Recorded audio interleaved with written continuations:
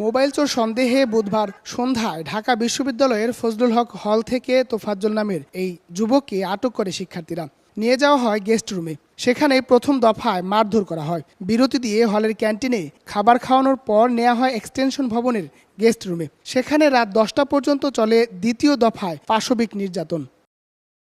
অর্ধশত শিক্ষার্থীর মারধরে নিস্তেজ হয়ে পড়লে আহত তোফাজ্জেলকে নেওয়া হয় শাহবাগ থানায়। সেখান থেকে মধ্যরাতে ঢাকা মেডিকেলে নিলে চিকিৎসক তাকে মৃত ঘোষণা করেন। মানসিক সমস্যা, ও এখানে ওখানে থাকতো, কখনো খোঁজ পাইতাম কখনো পাইতাম না। তাকে পানি ভাত খাওয়াই আবার মারতেছে।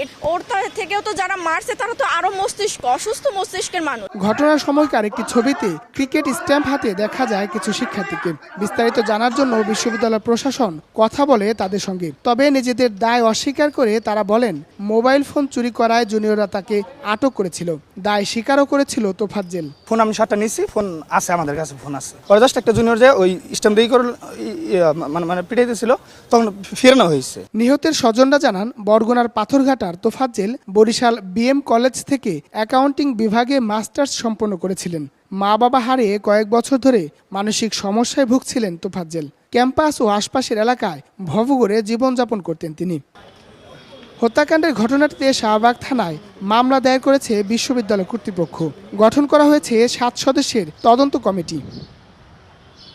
হায়দার আলী, সময় সংবাদ, ঢাকা।